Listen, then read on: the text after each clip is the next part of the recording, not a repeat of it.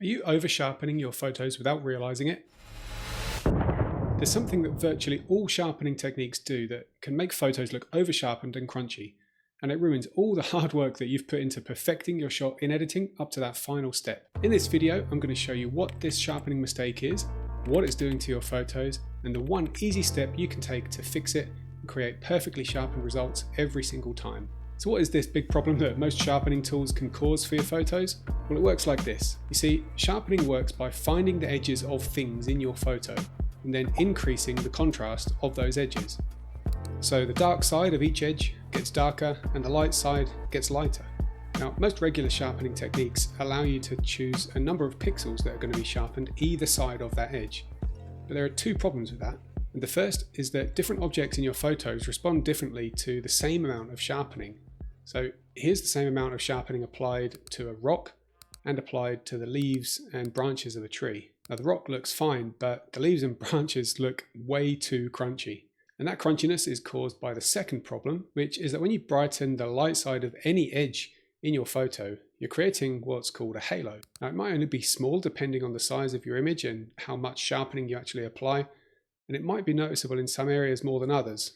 But generally, halos look bad. In fact, some of my most viewed videos on YouTube are ones that show people how to get rid of halos. Let me show you a way to avoid creating them in the first place when sharpening your images. It works no matter what sharpening technique you use in Photoshop, but for this example, I'll use the high pass filter method. First, I'll press Ctrl, Alt, Shift and E on the keyboard, or on a Mac, that's Command, Option, Shift, E. And that makes a new layer which contains all of the other edits that you've done up to this point. And then I'm going to make it a smart object in case I need to change the filter settings later.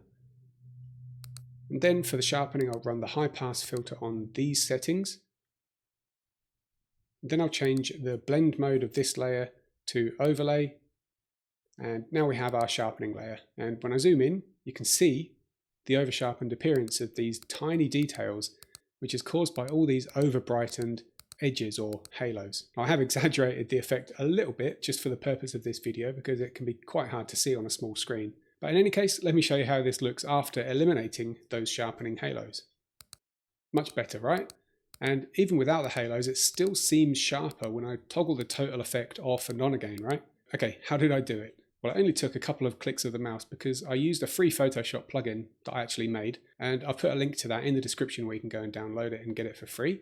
Alternatively, if you're quick at making luminosity masks manually without a plugin, or you have another plugin, then feel free to do that. But all you need to do is load a shadow selection, which you can do with this button on my free plugin, and then click on your sharpening layer, and then click on this Add Layer Mask button. I'll show you how to fine tune it in a second, but first let's have a look at what this has actually done. So if I toggle the sharpening layer's visibility, you can see that it's still sharpening the image. And if I toggle the layer mask visibility, you can see the original sharpening halos actually disappear. And this is because what's happened is the shadow selection has been loaded into the layer mask, and that isolates the sharpening effect only to the dark parts of the image.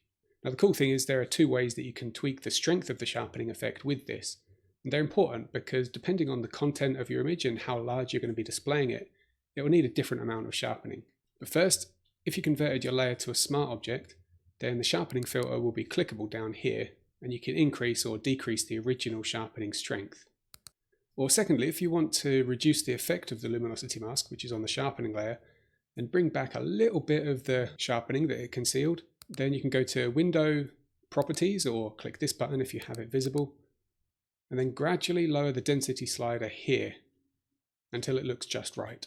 Now you can see how well the luminosity masking fixes these sharpening issues, but there's another big editing problem that can destroy the quality of your images in other ways. So watch this video next to discover what it is and how to fix it to take your editing to the next level.